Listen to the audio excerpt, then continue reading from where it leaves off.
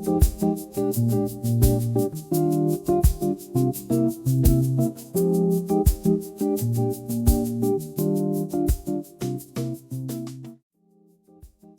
I have my coffee with me right now. It's evening.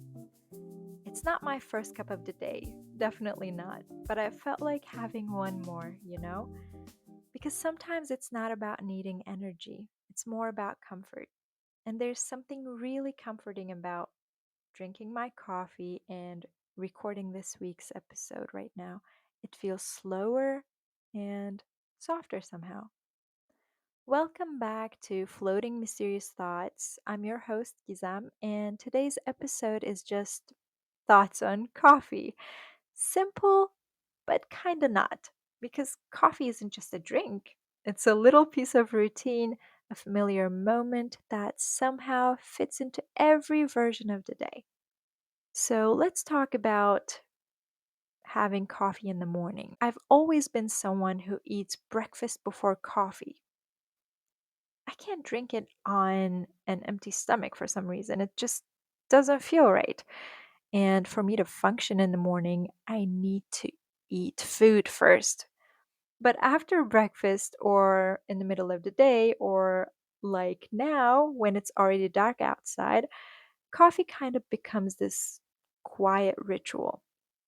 You make it and you sit down, and suddenly the day feels gentler. I think that's the thing about routines. They ground you. And coffee is one of those rituals that almost everyone shares, but in totally different ways. Some people need it to start their mornings, like I mentioned earlier. Some people make it their afternoon break, or some people, like me tonight, just use it as an excuse to slow down for a bit. And it's so interesting how personal it is. Like, how do you take your coffee? I always find it funny how everyone's coffee order says something about them, or at least it feels like it does. Like, people who drink their coffee black always seem so focused and mysterious. They give off this calm, don't talk to me before 9 a.m. energy, but in a cool way, I think. And there are the latte drinkers, the cozy ones who probably enjoy slow mornings and a bit of sweetness in everything. And there are the iced coffee people, which is totally me. I don't care if it's cold outside, I'll still have my iced coffee. But when I go for a warm cup, it has to be creamy, usually with lactose free milk or some kind of alternative like oat or almond. I think it's really sweet how coffee can be such a small but personal thing. Like everyone has their own little ritual or comfort in a cup. And I also think it's really sweet to remember someone's choice of coffee. For me, drinking my coffee black is very, very rare. If I run out of milk at home, then I take my coffee black because I have no other choice. And usually, if I have time and if I have a chance, I run to the store, buy milk, and come back and drink my coffee with milk, as always. Let's talk about seasonal coffees.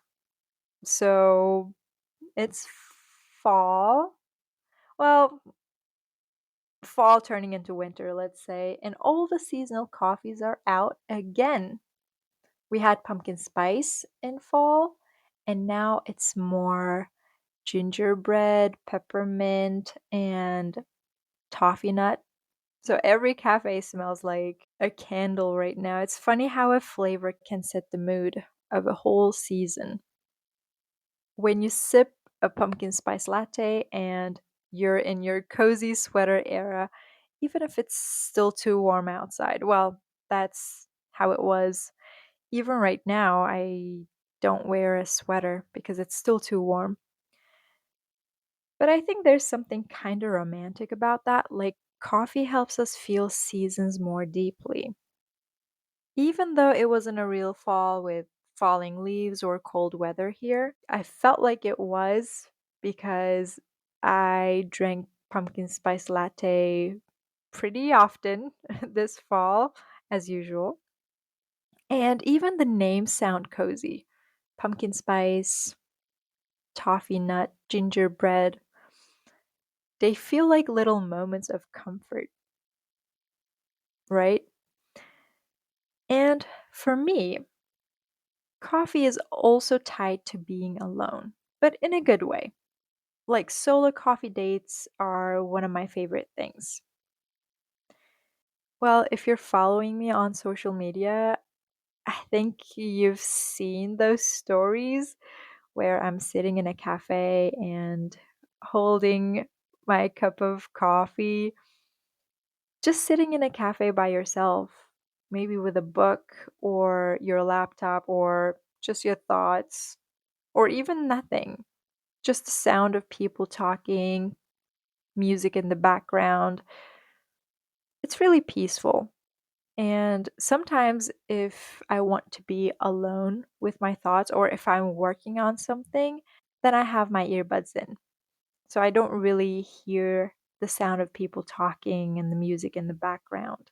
But when you think about it all, I think more people should romanticize that. Being alone with your coffee isn't lonely, it's kind of beautiful.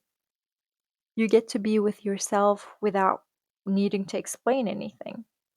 Sometimes I even take my coffee, especially in summer, to go and sit by the sea. It's just like a small pause in the middle of everything.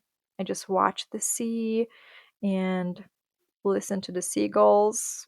Yeah, I do that in fall and winter too, but it has a different peaceful sound to it when you do it in summer. That's just how I feel. And that's maybe the best part. Coffee is just a simple thing, but it's also emotional. It's part of how we mark time. Let's grab a coffee. I'll call you after my coffee. I can't talk before my coffee. It's funny how much of life happens around it. Like I said earlier, people share this thing without even noticing it, probably.